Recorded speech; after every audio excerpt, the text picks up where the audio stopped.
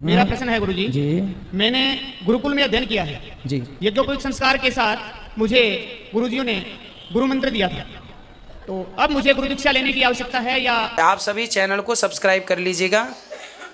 जो भी यूट्यूब पर देख रहे हैं चैनल को सब्सक्राइब कर लीजिए और शेयर कीजिएगा। राधे राधे दोस्तों, स्वागत है आपका हमारे YouTube चैनल उषा भक्ति मार्ग में। बात करेंगे हम आज ऐसी महिला की जो कि पंडाल में आती है और कहती है गुरुजी क्या हम कोई पूजा पाठ करते हैं या जो भी हम करते हैं कुछ गलत हो जाए तो दोस्त तो नहीं लगता जैसे कि हम लड्डू गोपाल को किस करवट पे सुलाएं। ऐसा कि गुरुजी हमें बताइए कि हम अपने लड्डू गोपाल को कैसे भी सुलाएं उन्हें कोई तकलीफ तो नहीं होती। तो गुरुजी मैं बहुत परेशान हूँ कि मैं अपने भगवान को किस तरीके से शयन कराएं, मतलब उन्हें सुलाएं। तो ये दोस्तों देखते हैं कि इस विषय में गुरुजी उस महिला को क्या समझाते हैं। आज का वीडियो बहुत ही ज्ञानवर्धक होने वाला है, बीच में छोड़ के ना जाइएगा, बने रहिए हमारे साथ इस वीडियो को। यज्ञोपवीत के समय गायत्री मंत्र हाँ दिया जी था। गायत्री मंत्र दिया था। हाँ, वो गुरु मंत्र नहीं होता। ठीक है जी, वो यज्ञोपवीत तो तभी संपन्न होता है जब गायत्री दीक्षा, वो गायत्री दीक्षा है। ठीक है जी, वो गुरु मंत्र नहीं है, गुरु मंत्र अलग होता है। बिल्कुल। राधे राधे। राधे राधे। गुरुजी राधे राधे। जी राधे राधे। आपके चरणों में दासी का कोटि कोटि प्रणाम स्वीकार करिए। आपकी कथा मैं 4 सालों से सुन रही हूँ प्रभु जी, मेरे को बहुत अच्छी लगती है। मैं बहुत डिप्रेशन में चली गई थी पर आपकी कथा ने मुझे इतना मतलब प्रसन्न किया। मैं खाना बनाती हूँ रसोई में तो सुबह शाम आपकी डेली मेरे को भागवत कथा प्रतिदिन नित्य चलती है और बिहारी जी की कृपा से मैं दुकान छोटी सी चलाती हूँ, पार्लर भी है।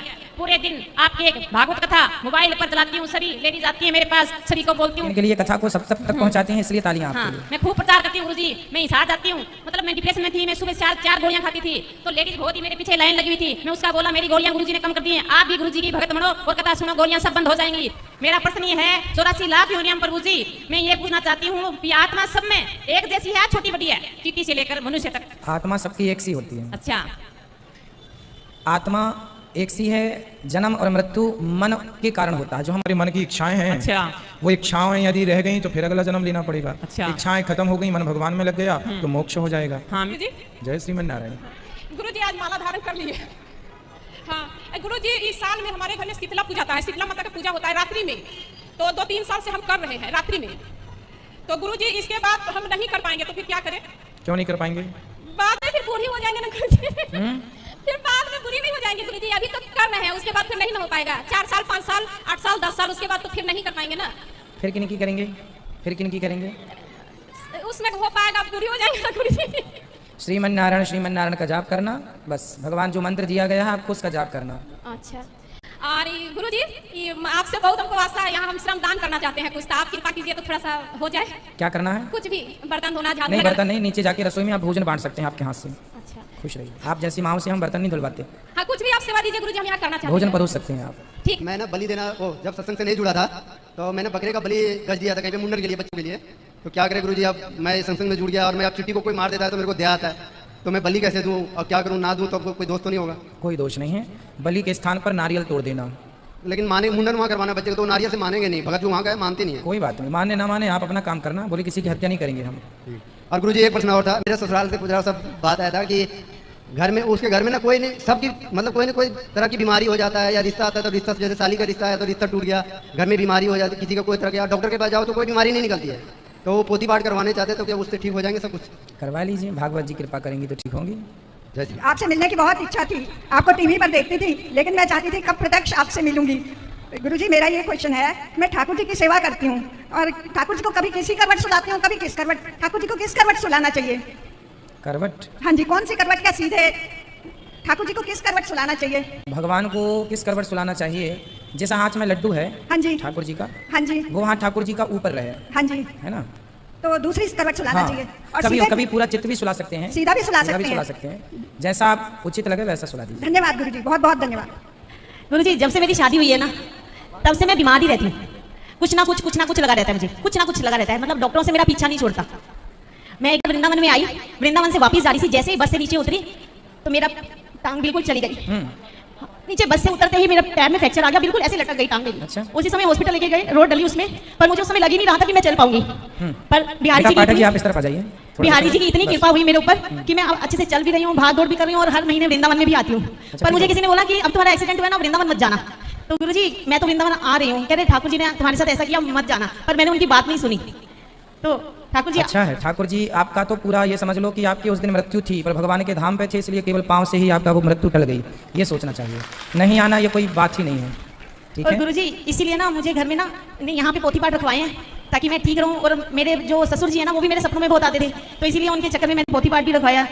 तो गुरुजी एक क्वेश्चन और करना है कि जो ये पोथी पाठ है उसमें आप कह रहे हो ना 21 पीढ़ियां तरती हैं, तो उसमें मेरे मायके वाले भी आएंगे? हाँ, 7 पीढ़ी आपके ससुर पक्ष की, 7 पीढ़ी आपके पिता पक्ष की, 7 पीढ़ी आपके पुत्र पक्ष की आने वाली 21। मेरे जो उधर मायके में पिता है उनकी भी? बिल्कुल तो उनकी जब 7। यहाँ पे पोथी पाठ के समय पूजा हो रही थी तो उनसे मैंने ये क्वेश्चन किया, तो वो कहते कि तुम्हारा वहाँ का गोत्र अलग है। गोत्र भले अलग है, पर जो बेटी का पुण्य है ना वो भी बेटी के पिता को मिलता है। जैसे बेटियां आप भी गया में श्राद्ध करती हैं तो पिता का कर सकती हैं, उसी प्रकार भागवत जी का यही चक्र है 21 पीढ़ी। जैसे आपके पति कराएं भागवत, तो फिर उनके पिता 7 पीढ़ी वो, 7 पीढ़ी आपकी आने वाली, और 7 पीढ़ी फिर वहाँ मातृपक्ष हो जाएगी माँ की। जैसे पिता की जो आपके पति की जो माँ है, मतलब आपकी सास, फिर सास के पिता के पिता वो, पर बेटी कराएगी तो फिर बेटी के माँ बाप पे चली जाएगी। नहीं, अब हम दोनों ने कराया, मेरे हस्बैंड ने और मैंने दोनों ने कराया, तो फिर बस उन्हीं का होगा। हाँ, तो यदि आपके पति ने संकल्प लिया है तो फिर मूल कराने वाले पति हैं, तो फिर उनके माँ पक्ष में चला जाएगा, फिर आपके पिता पक्ष में नहीं जाएगा। ठीक है। बिहार से आए हैं, मेरा नाम प्रीतम है, दासी प्रीतम।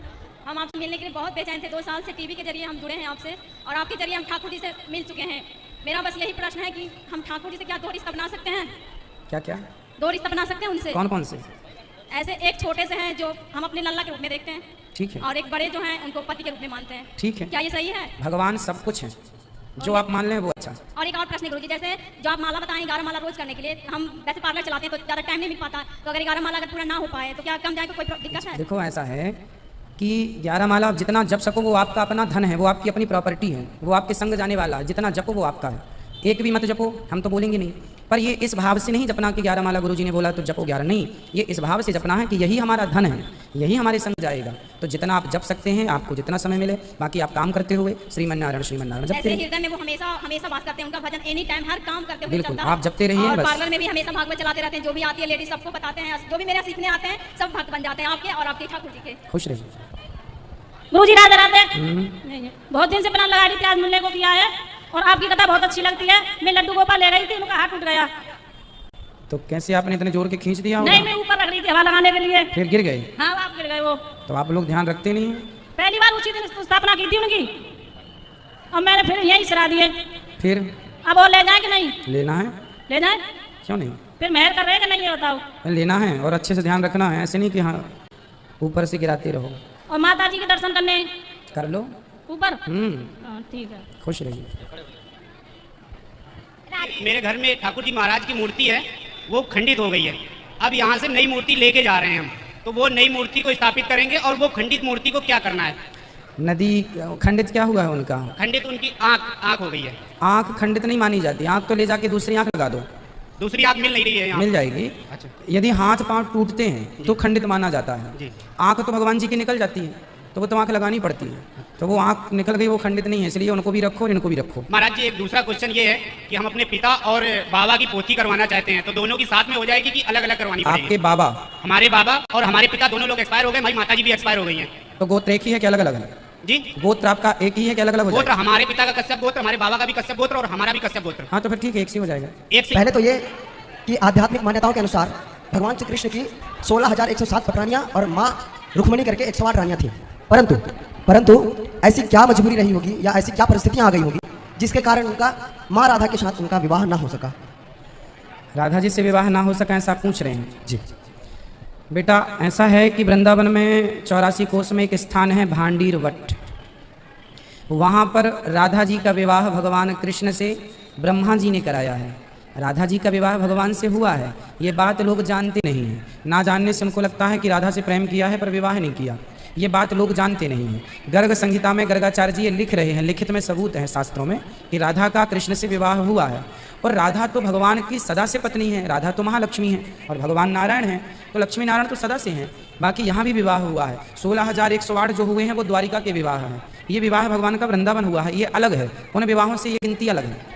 और दूसरा प्रश्न ये है महाराज जी कि आध्यात्मिक मान्यताओं के अनुसार ये भी बात है कि हमें जो वर्तमान का जो हमें हमारा जन्म मिला वो हमारे पूर्व जन्म के फलों से प्राप्त हुआ, ठीक है, परंतु कोई ऐसा समय रहा होगा, कोई ऐसी परिस्थितियां रही होंगी जब मेरा न कर्म का अस्तित्व रहा होगा, न मेरी आत्मा की अस्तित्व, न मेरी जन्म का अस्तित्व रहा होगा, तो कभी ना कभी तो पहला जन्म हुआ होगा महाराज, ठीक है। वो किस फल के अनुसार हमको प्राप्त हुआ? वो सबसे पहला जो जन्म आप कह रहे हैं वो देखिए, जैसे छोटे सा बच्चा जी गुरुजी। छोटा सा बच्चा जैसे रेत के ढेर में घर बनाता है अपना और उसमें खेलता है। जी। आपने हमने भी शायद बचपन में खेल खेला हो, बालू के संग रेत के संग। तो हम लोग खेलते हैं, वो किस लिए खेलते हैं? अपने आनंद के लिए। उसी प्रकार जब प्रारंभ में सृष्टि ईश्वर ने जब भी बनाई होगी तो अपने आनंद के लिए बनाई थी, बनाई तो अपने आनंद के लिए थी, पर लोग उस आनंद में ना डूबकर वो अपने सुखों की ओर बढ़ने लग गए, विषय विलासों की ओर बढ़ने लग गए। फिर उसके कारण वो चक्कर से भगवान बोले कि भाई मैंने बनाया था, अब वापस आ जाओ। लेकिन वो वापस आए कैसे? वो तो उलझ गए संसार में। तो फिर भगवान ने दूसरा जन्म दिया कि अब सुलझ के आ जाना वापस, अब सुलझ के आ जाना वापस। वो तब से उलझे पड़े हैं, अभी तक सुलझे नहीं। धन्यवाद गुरुजी। महाराज जी एक बात आपसे पूछनी है कि 12 जुलाई को आप क्यों रोए? मैं जो कि हैदराबाद की बिहार की रहने वाली हूँ, हैदराबाद में रहती हूँ, वहाँ से मैं आई हूँ ये प्रश्न पूछने के लिए कि आप 12 जुलाई को क्यों रोए, जबकि आप यहाँ लिखे हो कि जिंदगी को हमेशा मुस्कुरा कर गुजारिए। हम ये भी कहते हैं कि भगवान के लिए रोना भी चाहिए। हाँ। तो यदि भगवान के लिए रोया जाए, आज ही हमने कथा में कहा हाँ। कि किसी के मरने में हम रोते नहीं हैं, पर भगवान के लिए यदि रोना होए तो उससे बड़ी कोई पूजा नहीं है। भगवान के प्रेम में भगवान के लिए रोना श्रेष्ठ रोना, इसलिए भगवान के लिए रोया करो आप भी। और एक बात और, आप बोलते थे कि गले में मेरे को खराश है इसलिए प्रश्न उत्तर नहीं कर, आप क्या आप स्वस्थ हैं? आप स्वस्थ हैं इसलिए कर रहे हैं। ठीक है, राधे राधे। राधे राधे गुरुजी। गुरुजी हम पश्चिम चंपारण बिहार से आई हूँ जी। एलसीडी में 6 महीना सबको कथा सुनती हूँ, इतना आनंद आता है गुरुजी क्या बताएं। लेकिन हमारे 7 बच्चों अपने पति को बुला कर लाए हूँ, लेकिन बच्चा हमारे साथ बीए पढ़कर अब पूछ लीजिए इतना अहंकार करता, हमको कुछ पूछते नहीं है। कहाँ आपके शरण में ले आती है। बात कराओ।